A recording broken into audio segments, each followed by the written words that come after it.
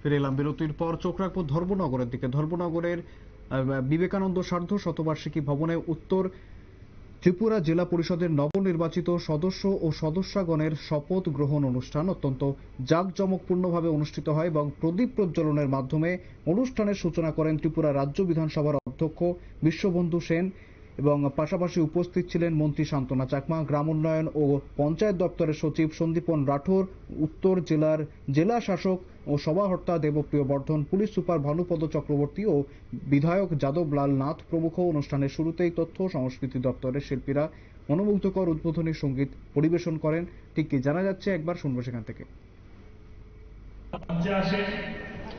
আমাদের দীর্ঘদিনের লড়াই সংগ্রামের অবসানে যে পঞ্চায়েত নির্বাচনের টোটাল যেটা পরিক্রমা সেটা সমাপ্ত হলো আমাদের সভাধিপতি এবং উপসভাধিপতির নির্বাচনের মাধ্যমে।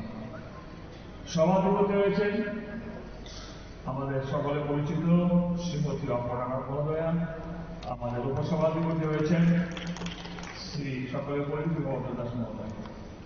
মঞ্চে ওনারা আছেন রেসপেক্টেড ডিএম সাহেব, রেসপেক্টেড এসপি সাহেব সহ জেলা নেতৃত্ব কাজল দাস, এমএলএ সাহেব, আমাদের শ্রদ্ধা যাদব লাল নাথ মহোদয় এবং অল ইলেক্টেড মেম্বার্স অফ উত্তর ত্রিপুরা জেলা পরিষদ, মিডিয়া পার্সোনালরা এবং সর্বোপরি যারা না আসলে যে কোনো উৎসব অনুষ্ঠান পরিপূর্ণতা পায় না, সেই ভারতীয় জনতা পার্টির সর্বস্তরের কর্মী ভাই বন্ধু বোনেরা সবাইকে আমার নমস্কার, শ্রদ্ধা, শুভেচ্ছা। ধন্যবাদ জ্ঞাপন করব নরেন্দ্র মোদীজিকে, অমিত শাহজিকে, রাজীব ভট্টাচার্যকে, প্রফেসর ডক্টর মানিক শাহজিকে। এবার জিজ্ঞেস করবেন কেন পঞ্চায়েতের জেলা পরিষদ শপথ হচ্ছে, হঠাৎ নরেন্দ্র মোদীকে প্রশংসা কেন? আপনারা আমি জানি সবাই ফেসবুক ঘাটেন প্রতিদিন সেকেন্ডে, কিন্তু এই মুহূর্তে যদি বলি যে আন্তর্জাতিক ক্ষেত্রে নরেন্দ্র মোদীর লাস্ট 15 ডেজের মধ্যে কি করেছে ভারতবর্ষের জন্য যদি কেউ বলতে পারেন, আমি খুব খুশি ও ধন্যবাদ জানাই। আন্তর্জাতিক ক্ষেত্রে ভারতের জন্য নরেন্দ্র মোদী কি করেছে?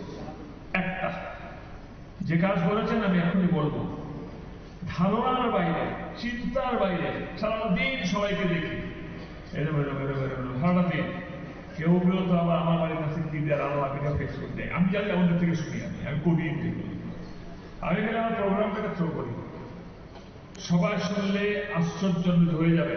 আমাদের ভারতবর্ষের সবচেয়ে বড় শত্রুকে সবাই বলতে পারবেন? আবার বলুন, ঠিক সব দিক দিয়ে কিন্তু সে খুব ইকুইপড।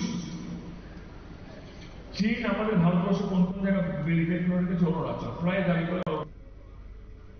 একেবারে শুনলেন, ঠিক কি জানালেন অধ্যক্ষ বিশ্ববন্ধু সেন। এই দিনে 17 জন নবনির্বাচিত জেলা পরিষদ সদস্যকে শপথ বাক্য পাঠ করান পঞ্চায়েত বিভাগের ডিরেক্টর প্রসূন দে। শপথ গ্রহণ শেষে সদস্যদের মধ্যে আলোচনা করে জেলা পরিষদের সভাধিপতি ও সহকারী সভাধিপতি নির্বাচিত করা হয় এবং পাশাপাশি অপর্ণা নাথ সভাধিপতি এবং ভবতোষ দাস সহকারী সভাধিপতি হিসেবে নির্বাচিত হন। তাদের শপথ বাক্য পাঠ করান গ্রাম উন্নয়ন ও পঞ্চায়েত দপ্তরের সচিব সন্দীপ রাঠোর।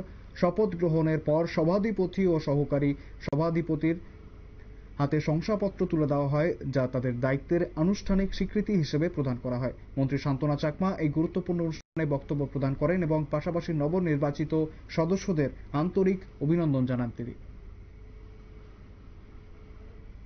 সংবাদ এখনকার মতো এই পর্যন্তই। পরবর্তী আপডেটগুলির জন্য চোখ রাখুন শুধুমাত্র নিউজ ভ্যানগার্ডের পর্দায়।